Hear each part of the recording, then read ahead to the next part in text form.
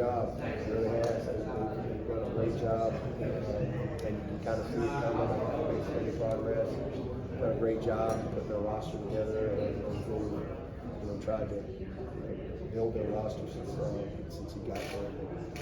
I think it's good anytime you have a small school at the level. And there's a lot of great coaches, a lot of great players in this league. It's a talented league from top to bottom. There's no disputing it. I know people don't want to talk about that, but the NFL comes to our league second most.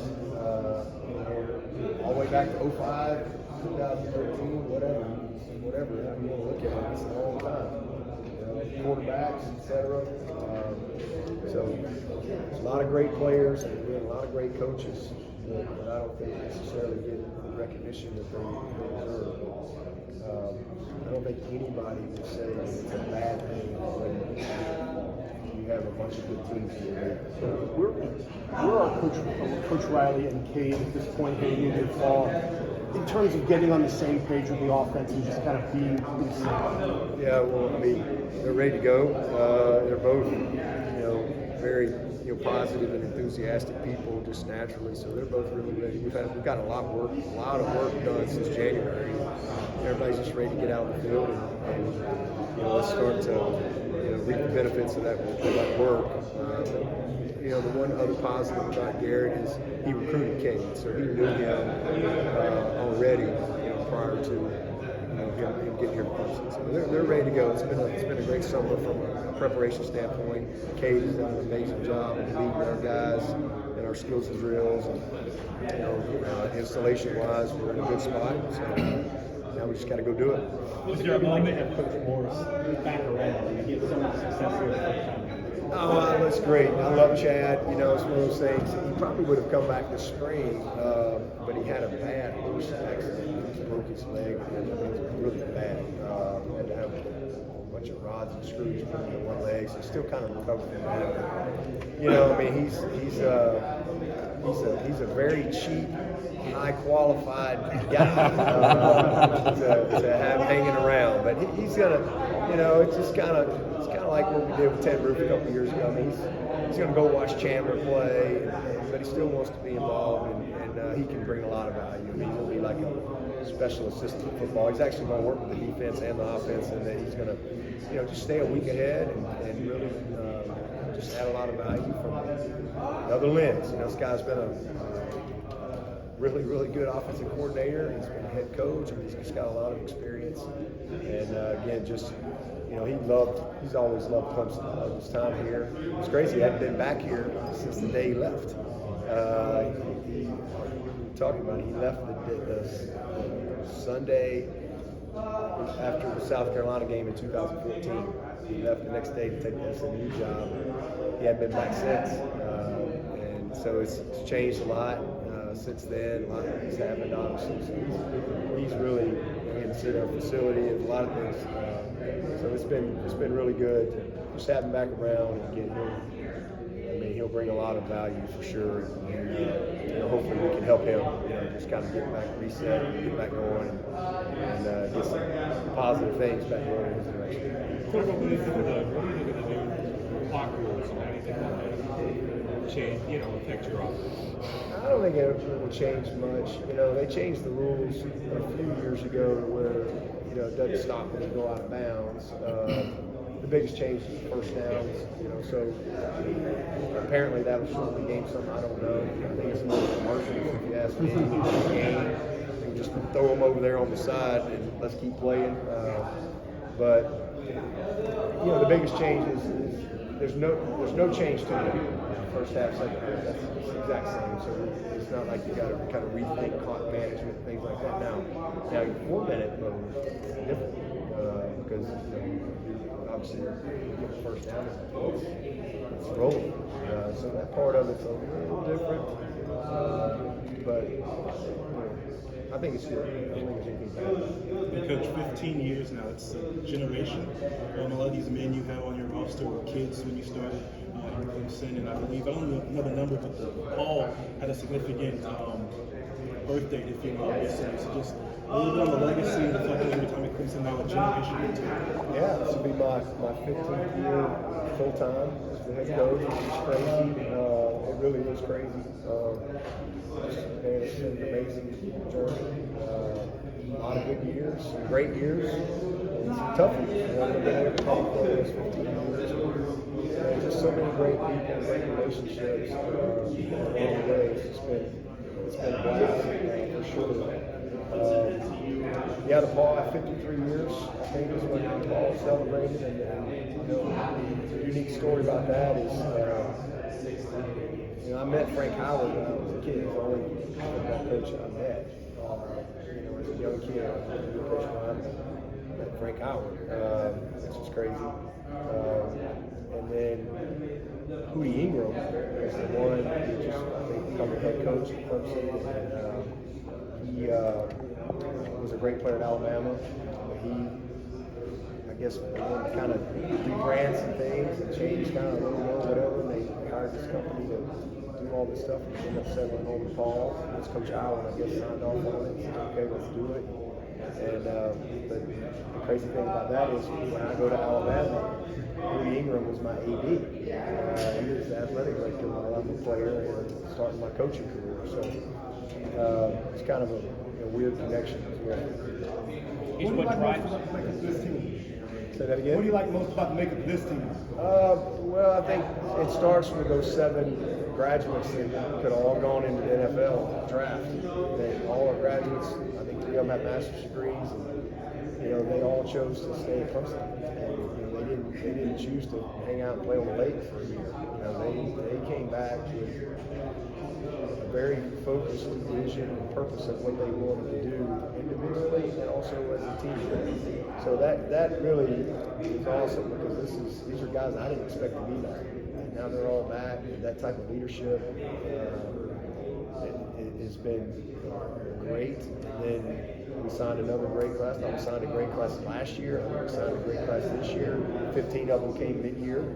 So there's a lot of enthusiasm that comes from that. There's a lot of competition that comes from that.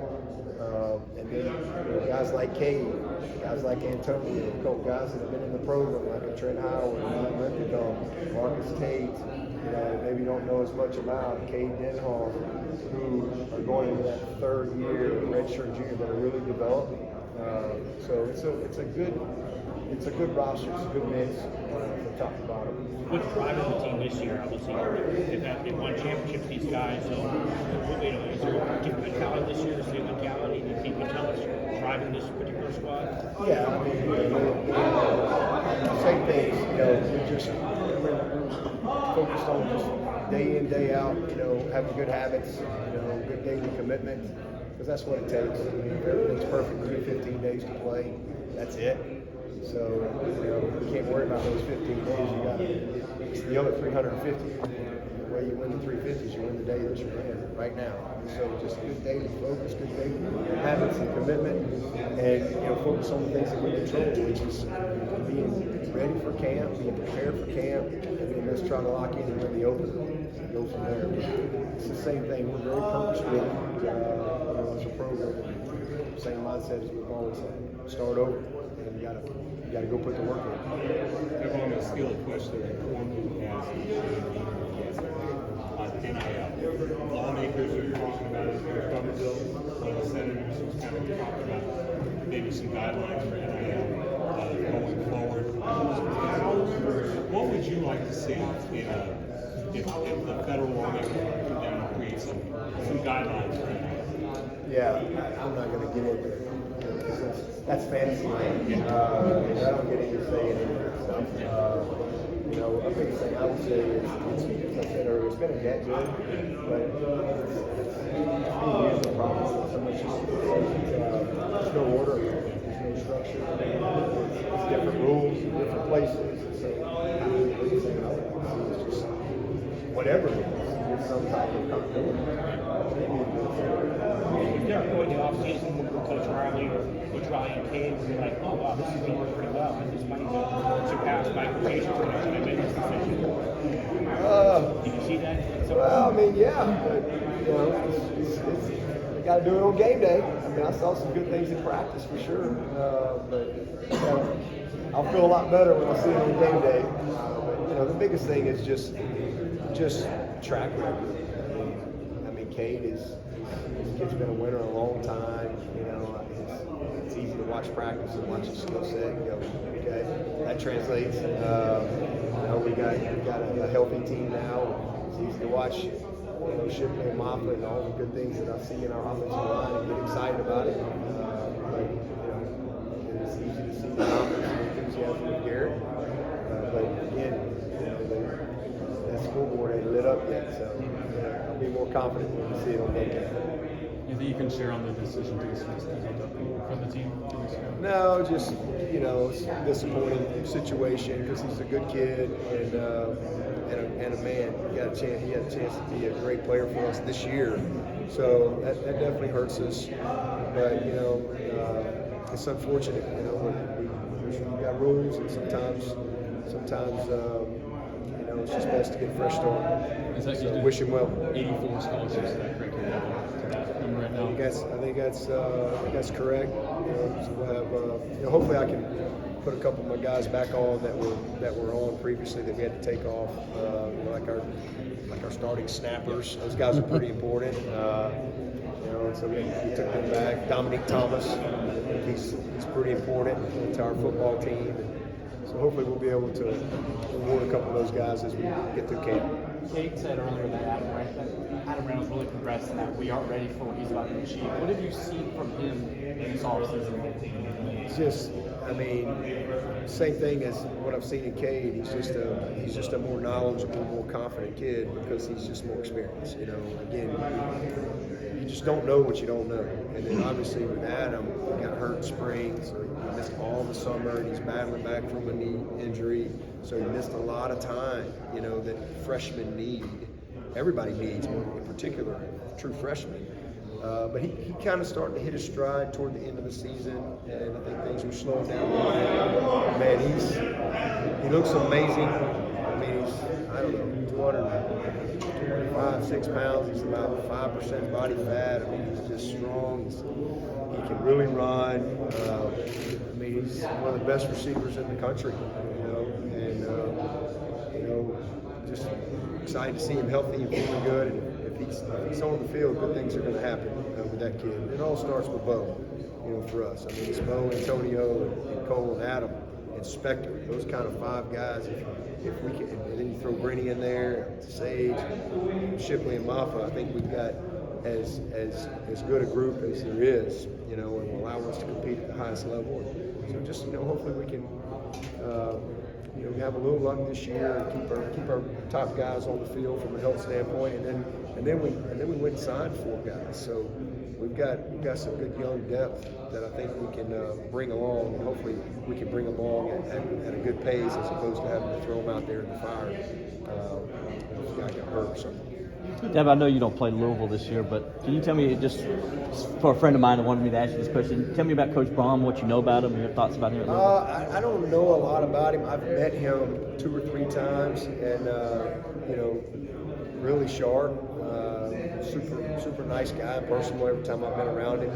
But I've certainly watched him from afar. I think he's going to do an amazing job. I think he's a great coach. I think you know, he's obviously a great fit for Louisville, and I'd be very surprised if he doesn't have a lot of success there.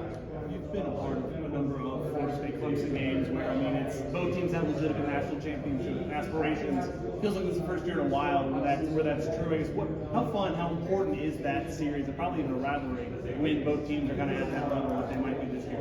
Oh man, regardless if we're both, you know, 4-4 or 8-0, Clemson Florida State means a lot to a lot of people. It's a big game. It's certainly one of those rival type games that goes way back. But, yeah, I've been a part of a lot of big ones that certainly have. In the past, the division was on, you know, that game determined the division. So now it's a game that might determine the division, or I mean, there is no might determine who's going to the playoff now as it expands. certainly this year for the Final Four, or how it's going to shake out in the December ACC championship game. It's always electric. They're a great football team. They've got a bunch of great players. I love their quarterback. I think he's, first of all, a great kid.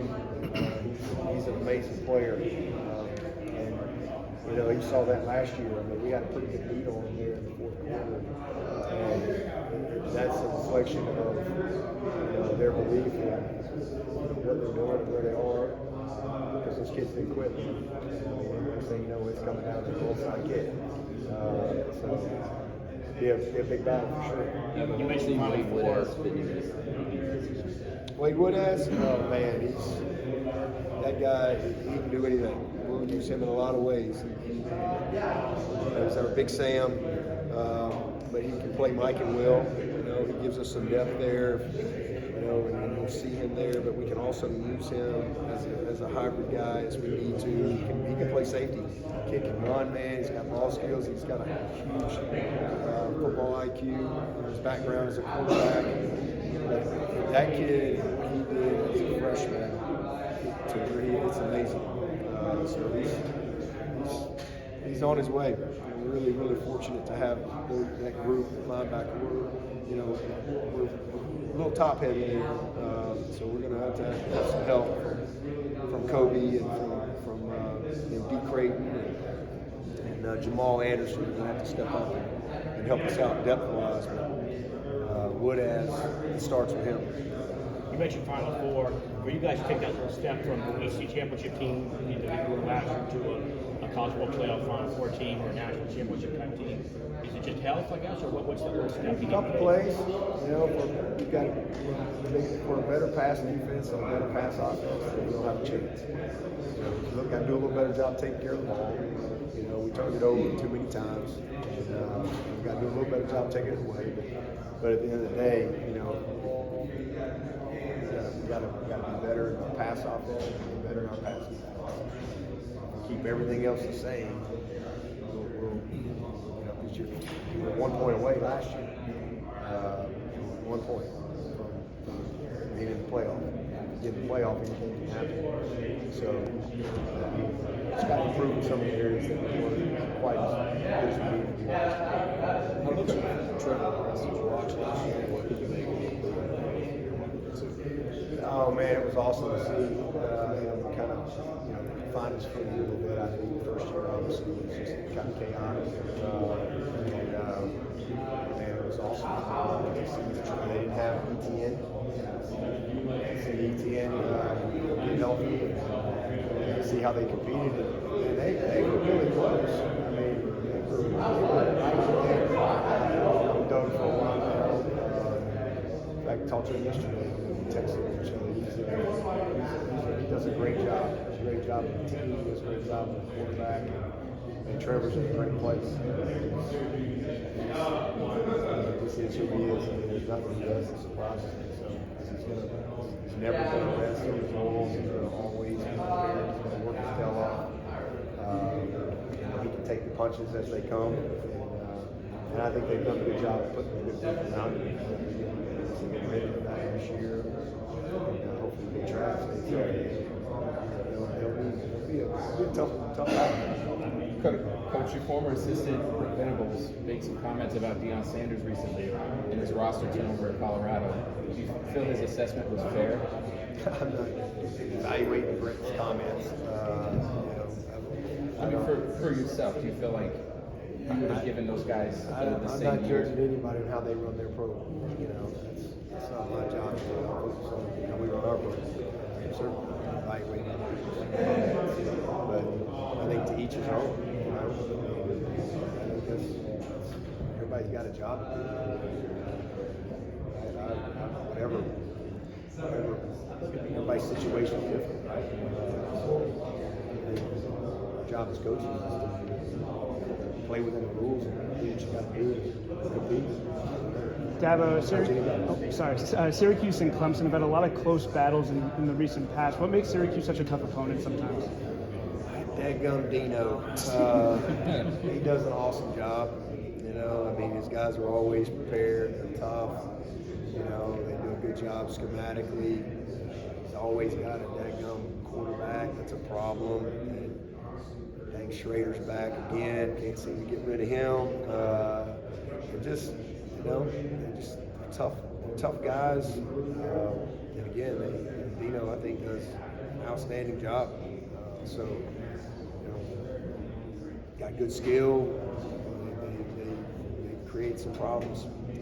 Go back up there this year, tough place to play. Got a lot of battles for sure. What makes the Dome such a tough place to play?